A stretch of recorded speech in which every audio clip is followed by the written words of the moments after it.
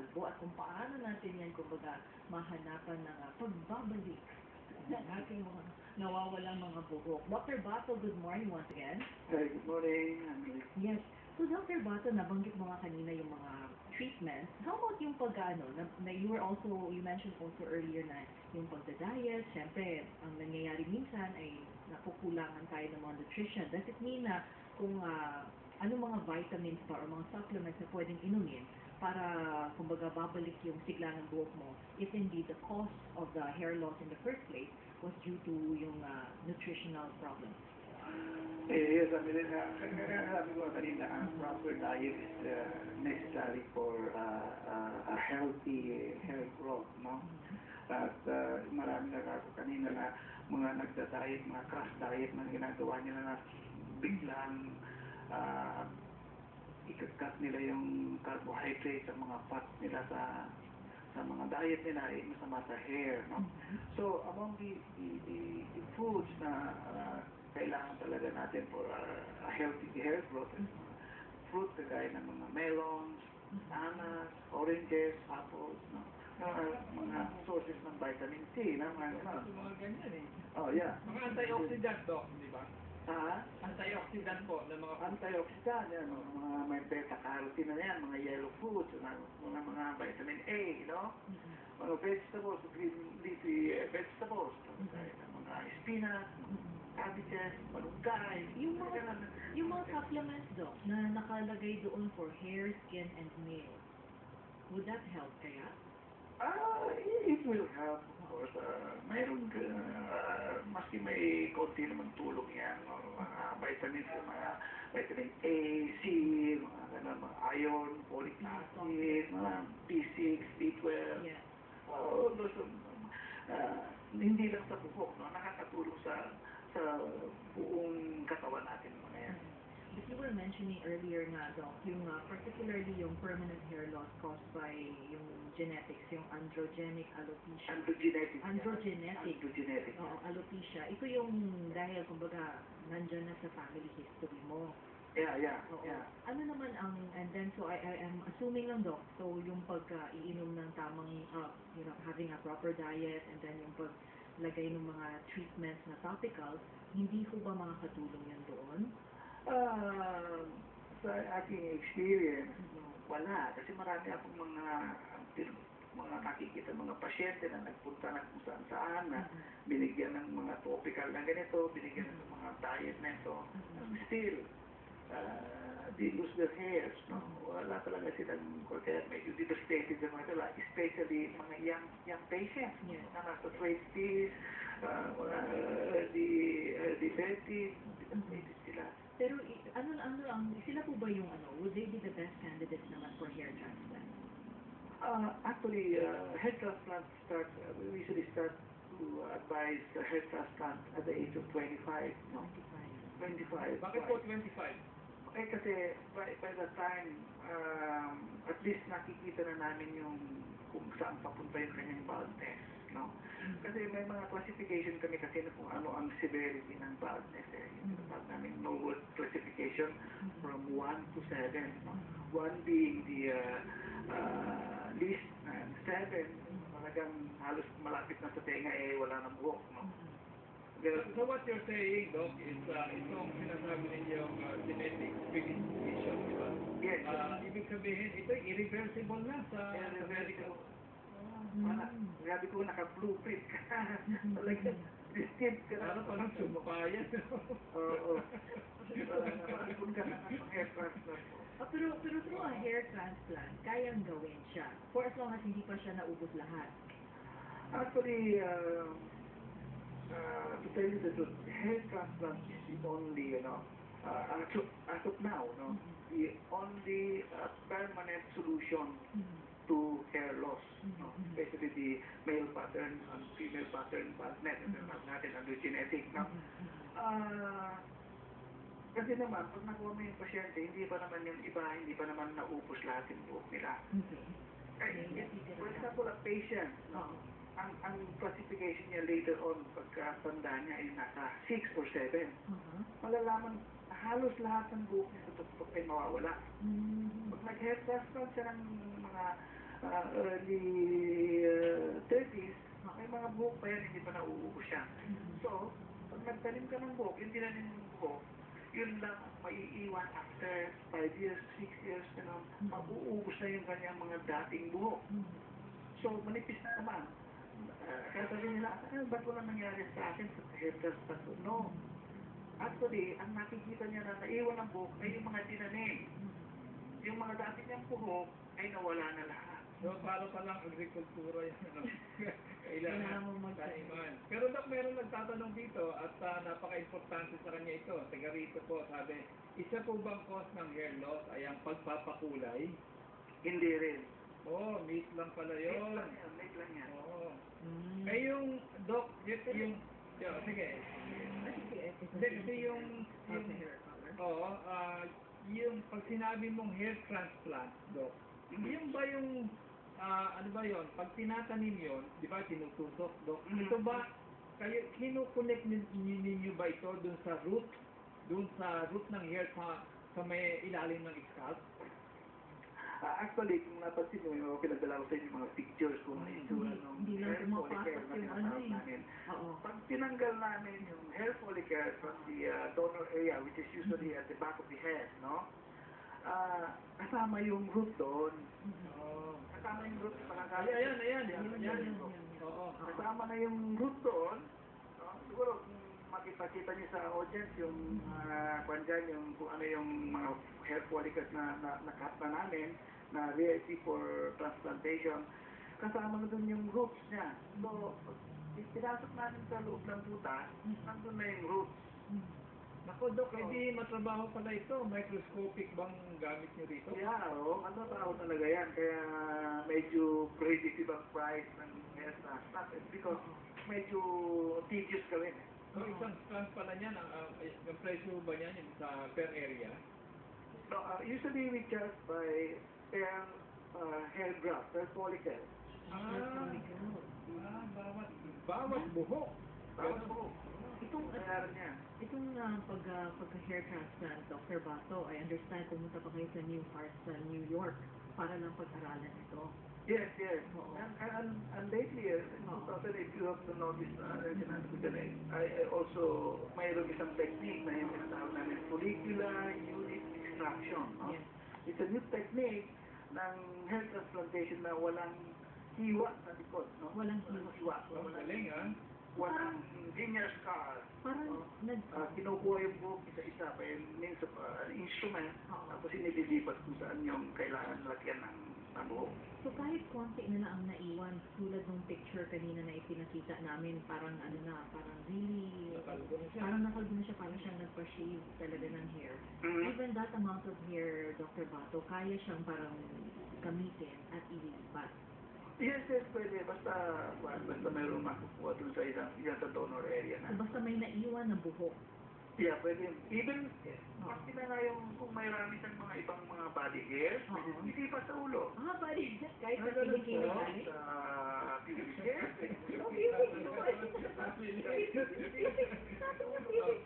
Sa palba. Pero, Dr. Bato, hindi ba maging, let's say, for example, sa kilikili kinukuha, di ba medyo kulot yun? So, magiging kulot yung hair niya. Ang magiging kulot yung hair niya. Ang experience ko regarding that, yung buhok na yun, nag-a-adapt doon sa new environment niya eh. Parang nag-a-adapt siya. Hindi na siya Parang, yung kulot na kinuha mo doon sa kanya, nag-rise rin niya. Oh, okay. Pakita nga natin yung I understand may picture din na pinadala this particular person na nagpa-transplant. After ilang buwan po ba nung tumubo yung hair niya, Dr. Pato? Tumubo na nga, oh. Ang ganitong nangyayari sa hair transplant. Tinanim namin yan, no? Yung buhok na kasama doon sa itinanim, ay malalagas yun within mga 3 weeks, start na malalagas. 3 weeks.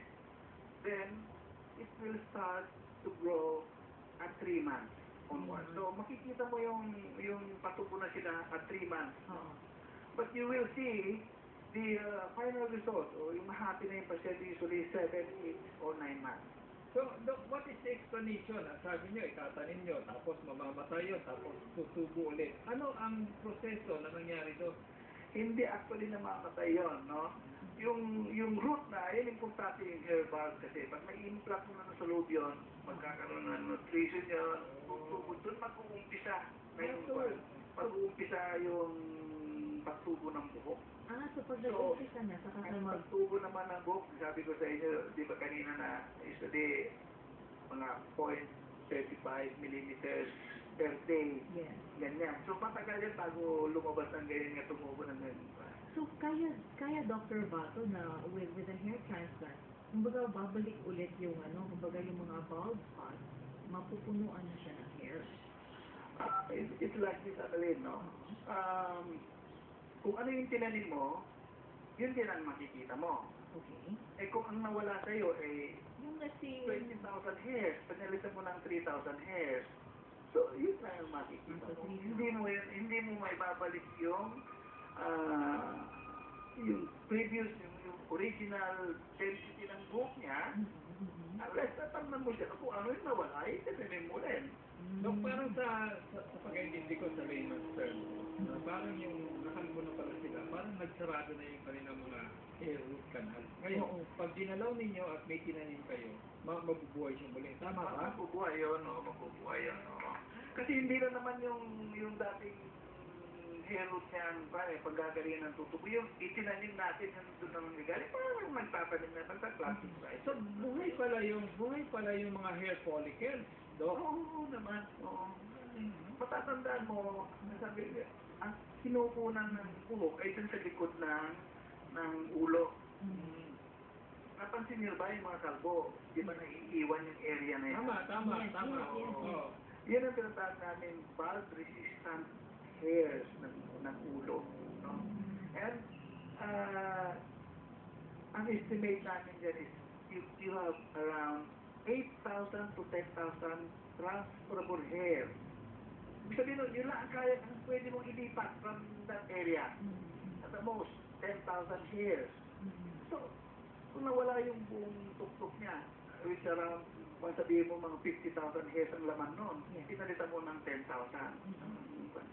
So, hindi siya yung parang shiny yung ulo niya. Makita mo yung isang pasyente na pinadala ko dyan. Kalbong-kalbo, tinanman ko lang ng mga 2,500 hairs yun. Kasi hindi na makita yung ulo niya. Gumanda ng konti, bumata siya. Doc, Hindi naman, kailangan minsan kasi sabi mo sa mga pasyente na dapat ang kanilang expectation ay medyo realistic, no?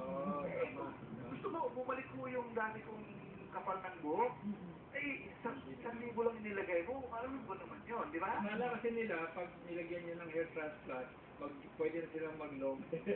Hindi pala. Parang mabalik na. Inuulit yan, kung nasa ma-attain natin yung density na gusto nila. May nagtanong po dito, Dr. Bato, mula kay Gloria. Kapag nabunot po ba ang hair follicle, hindi na ba ito mag-grow ulit? Tumutubo ulit. Tumutubo ulit siya. Tumutubo ulit yan. So, okay. Ako naman, may tanong, Doc, in general terms, anong average ng isang, ang bilang ng buhok ng isang tao? Sinabi ko na kanina, it's 100 to 150,000. 100,000 to 150,000 hairs. Dr. Bato, bakit yung iba manipis lang yung hair, tapos yung iba makakapal? Yan, genetics na po ba yan? Oo, yan. Kagaya ng mga Caucasian. Oo. Ang maninipis ang buhok niyan. So, usually, ang mga puti, iba ang texture ng buhok nila sa mga Asian. We Asians, usually, ang ating buhok, per square centimeter, it ranges from 80 to 100 per square centimeter. But these Caucasian people, mga ganon, usually umabot ng 150 to almost 200 per square centimeter. Okay. So, Kasi mas manipis, so mas marami. Sa ating mga Asian, maganda ang result natin sa hair transplant. Why? Because malalaki ang strands ng ating buhok. Which makes it more, which is more, kahit konti lang, mas kinailan lang inilagay mo, mas dense makapal yan. sa tignan. Kasi mas makapal tignan. Dok, yung panahon ng mga, di ba, panahon ng mga magulang natin, no? Yung mga nakaraang panahon. Kasi, kaya ko naman nabanggit, dahil sinabi mo, Asian, Caucasian, kino-compare natin. Eh, nung araw, Dok, yung mga litrato ng mga magulang natin, mga ninuno natin, ang haba ng buhok nila eh. Minsan hanggang, hanggang bewang, Dok. Oo. Ngayon, bakit parang hindi na ganun ngayon yun? May dumadami oh, na yung babae ito ba nakakalbo. ano bang explanation dyan? Ba't ngayong modern na tayo ay parang mas marami, paiksi ng paiksi ang buhok, mas mga nalalaga? I think even before yun, parehas lang naman yung cause ng hair loss eh. Even before, paano mga ninuno natin. Siguro ang nangyayari yun, masyado na lang tayo modern na maraming mga technologies na ginagawa, maraming mga fad o mga beauty na ginagawa sa mga buhok. Next day, mahaba, pinapa-curve, pinapa-stress. That's so parang yung sinasabi mong traction na. Oo. Okay, yung traction. Traction alopecia. Pero pa ako isang gustong itanong na may importante sa iba. Yun yung white hairs. Area nyo rin mo ba yan, Dok? Yung white hair. Yeah. Ano po explanation dyan? Yung pumuputi ang buhok.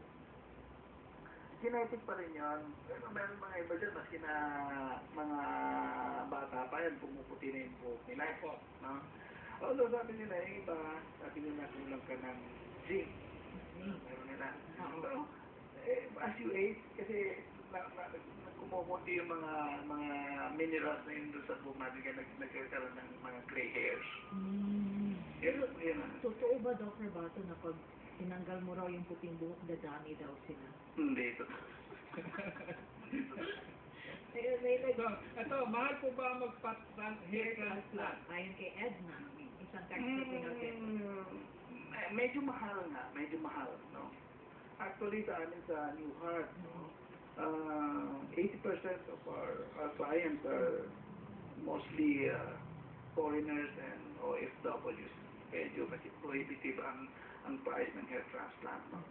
Although locally, yung local patients na dumadami na rin sila kasi yung awareness nandyan na eh.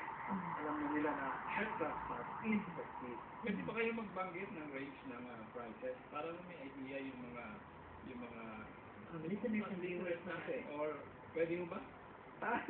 Pwede naman. Usually nagre-range yan ng may mga kung per follicle, minsan mga 100 to 150 per follicle. Per follicle. Mga ganun.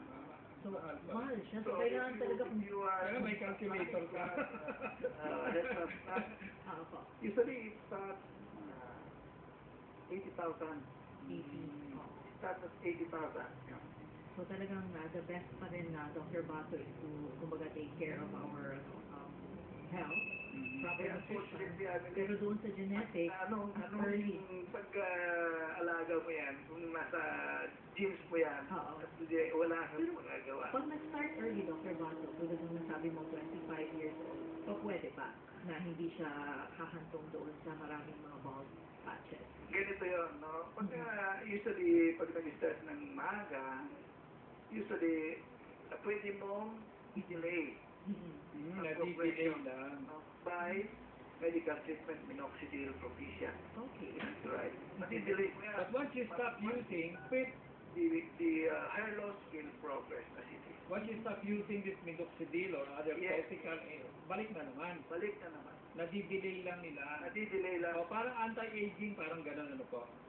Hope may mga researchers ngayon na kagaya ng stem cell, hair cloning. Pwede mo ba yun? Wala na tayong problema sa mga donor areas natin. Kukuha lang ng buhok mo at i-culture nila, patutubuhin nila. Then you will have what do you call this, yung donor mo na hindi na maubos kasi tumutubo parang pinapatubo.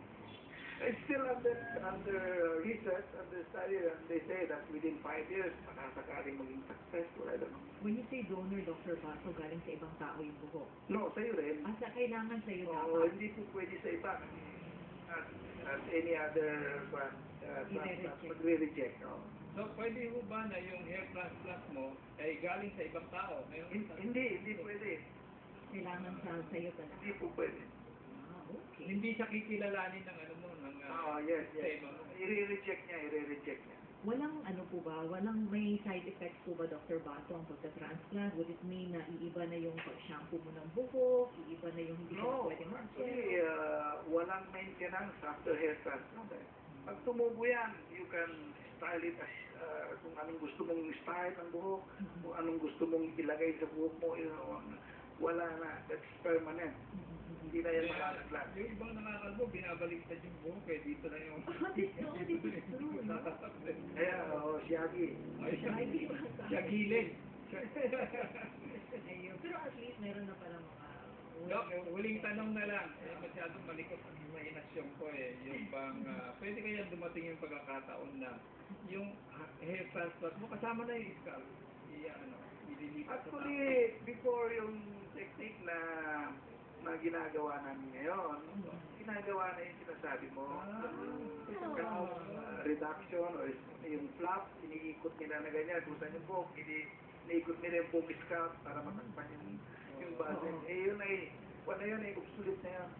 Obsolete na pala yun. Nakaluma na pala yun. Ang parang results noon. Kasi yung sa likod yun eh, no? Yung protect mo yung but you're creating another problem kung saan mo ginawa yun. Kaya may mga nakuha akong mga pasyente before na mga ginawa years back na na-repair ko, nag-hair transplant pero yung technique na ginagawa ko. And they're happy. Pero ngayon, mga stem cell na talaga ang ating trend. Baka bagong Yeah, stem cell is being studied on hair transplant, hair loss already. May mga reports na sila pero hindi pa masyadong under research pa rin. So yan, so I guess Alam mo, ngayon ko lang na talaga napagtatto na napakaganda pala ng buhok natin. Dapat kaya pa sila mga ito natin po na pala yung nanatili blessing ni Lord sa atin, ano? Pero ikaw, Alex, mukhang maswerte ka. Oo, mas Tingnan ko makapal yung buhok mo eh. Ay, meron pa ako sekreto, Dok eh. Ha? Pinipray over ko yung buhok ko para kumapal. Sa bunutan niya. Ginagano ni Alex yan pa rin yung matabulot. Yun, wag daw sa bunutan. Yan, oh, Sisira yan. ayan, walang nagsasabi sa buhok ni Alex. Walang nagtanong. Ito pa isa. Kaya Dr. Bato. Walang nagtanong na, kasi minsan pagka nagle-lecture ako, may tinatanong nila palagi, may connection ba sa sex, yung hair loss? Hindi Sige ko po. alam yan, Ano po Dr. yun? Bato. Meron po? Wala. Wala. Alam, sabi nila, yung mga nakakalbo, medyo oversex. So, it's because of the testosterone. So it's not because of the testosterone. That's true. Eh, Dok, yung gumagamit ng gugo, kasi ano daw yan eh, subok na daw ng mga matatanda Kasi yan kapag eh. minamasahe mo daw Ayun, lagi yung minamasahe. scalp mo, Dr. Bato, it will help daw. I think may konting basis naman yan. It will make your scalp healthier, you know. And in effect, your hair growth will be healthier, but it will not affect new growth. Wala. Especially kung genetic na. Wala, especially pag genetic na. Okay, so maraming salamat po, Thank you Dr. so Bato, much, for joining us this Bato. morning. Maganda, very enlightening. Madami nag-text sa akin. Oo. Yeah, I hope I have answered all your questions. At